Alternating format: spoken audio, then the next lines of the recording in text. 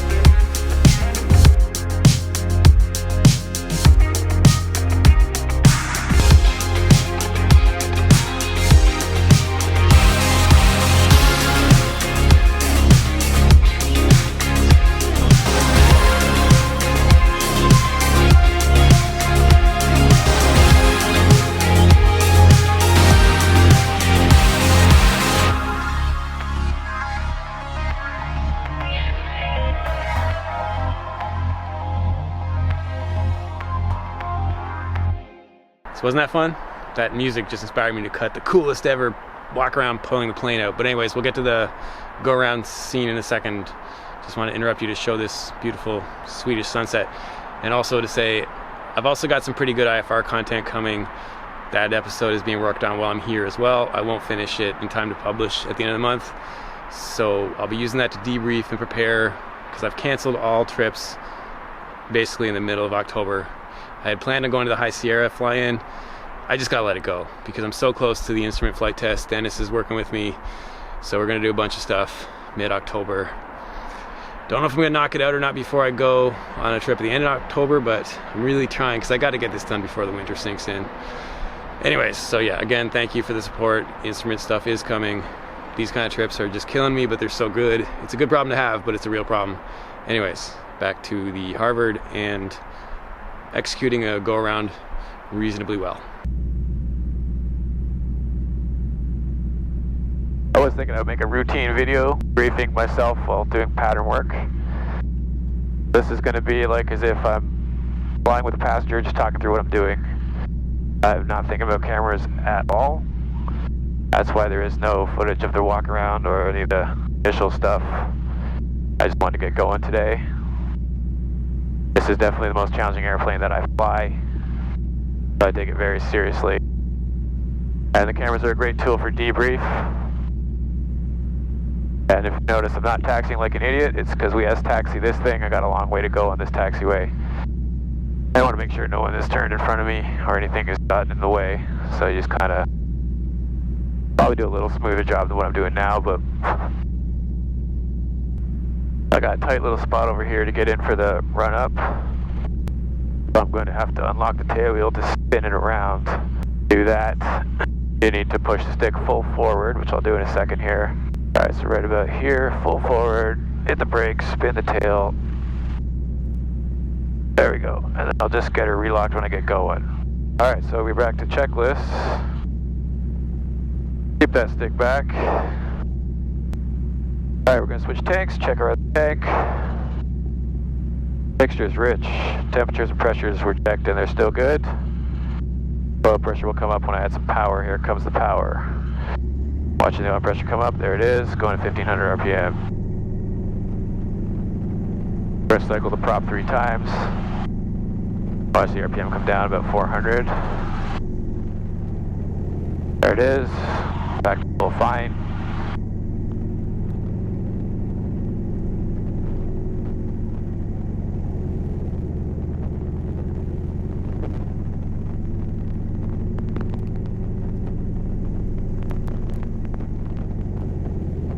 Alright, there's 3 prop cycles. Generator is charging. Suction is good. Mixture check. Alright, here comes manifold pressure up to 28 inches. Hold the brake strong, because that's a lot of power now. For the mag check. There's the right. There's the left, both solid. Power idle all the way back. Here she keeps running. Alright, there's that checklist there. Pre-takeoff checklist. Still gonna fly with the hood closed today. It's hot, but it does cause a lot of wind on the mic. Set the trims to 11 and 3.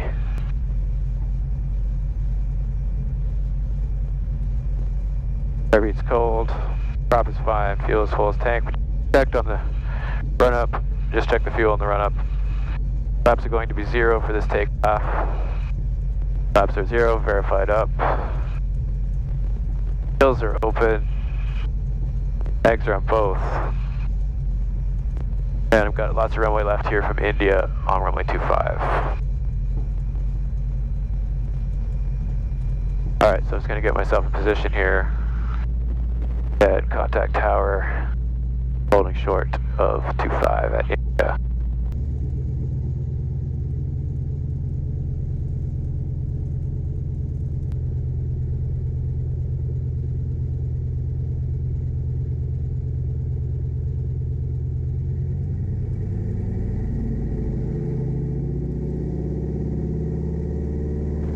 Power is set. Airspeed's alive, engine temperature and pressure is good, eyes outside.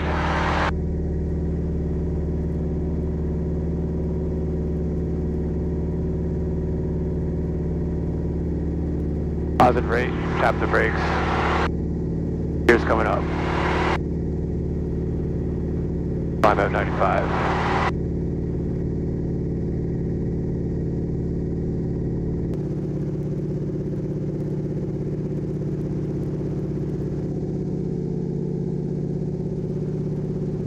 Alright, there's pattern power is 20 inches, 1750 RPM. Gears coming down.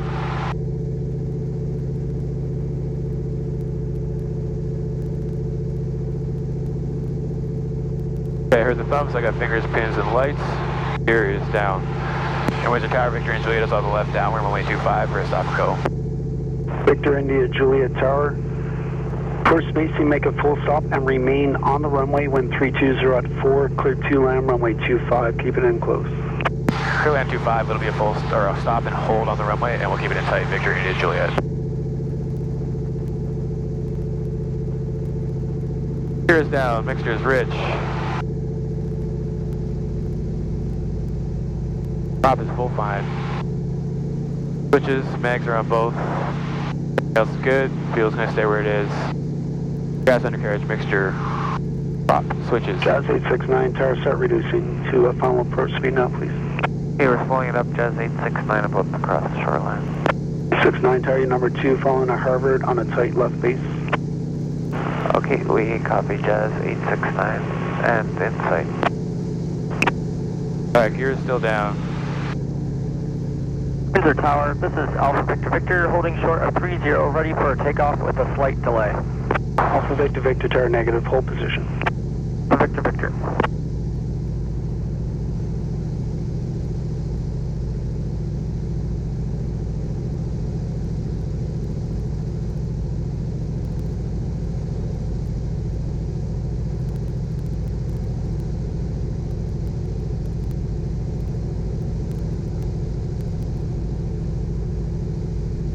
I have my clearance, but I want to stop.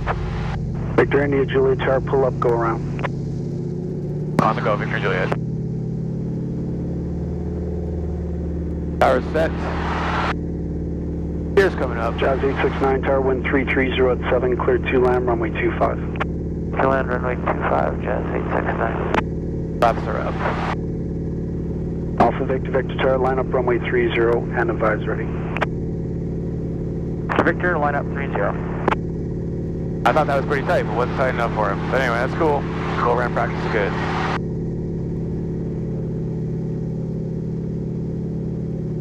Climb power set. Climb power is 28 inches and 2,000 RPM.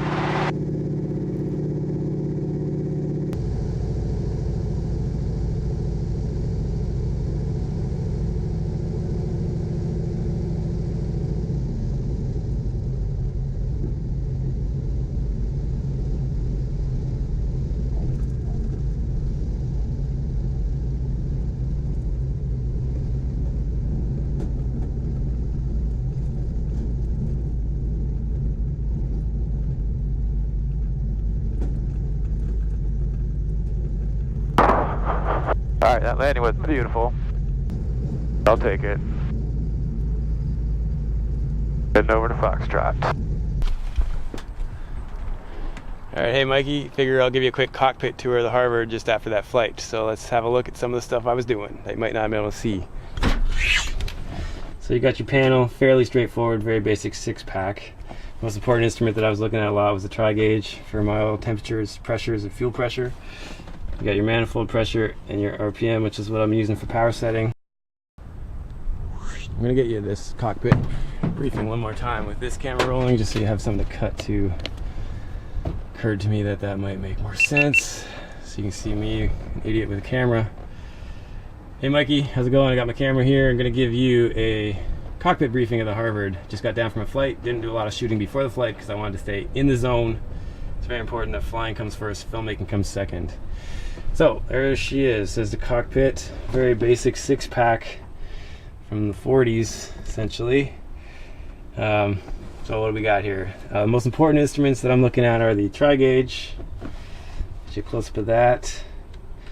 That is for oil temperature, pressure, and fuel pressure. So I'm always looking at the tri-gauge frequently. That's when you're going to notice trends and so on. Then we got our manifold pressure and RPM. That's how we set power. We got the landing gear and flaps fingers. That's how we tell where they're at. And also the lights there for landing gear. And I look at the locking pin, which is this thing. I can actually see this thing from the cockpit. It kind of goes chunk and it clicks in place. So you have to check each one of those. So you got to know you have a locking pin on each wing. There's the other one. And then you got your fingers, pins, and lights. That's what you would have heard me saying. I'll send you the footage of the flight another time. I don't think I have time to sync it before I send this little clip, so you might want to save this for that or whatever. And then we have the gear handle is like a wheel. Try to underexpose this. So it's actually shaped like a wheel, so you don't accidentally raise it. You can reach down and feel it. You know you've got the gear handle in your hand. So when you're reaching for flaps, which is shaped like a flap, you don't accidentally raise the gear when you're on the ground. That's basically the reason for that. Got the pedals down there. Got your throttle quadrant right there. So we have the throttle, the big one here. The mixture is the red one. Can you see that? Yeah. And prop is the black one. And this airplane mixture is backwards, so that's lean, which in most other airplanes that would be rich. So we pull it back this way for rich. So that's a little bit different, but it has a locking clip on the throttle, so you can't pass the throttle with the mixture, so you can't accidentally go lean with power. If you can see how we're at here, I had to engage this clip to get the mixture past the throttle when it was in idle position to shut it down. So logically it's a good system, you can't screw it up really, but because it doesn't match any other airplane, it is confusing for everyone else that lean is rich and rich is lean in terms of how other airplanes are set up. So you got to be prepared for that.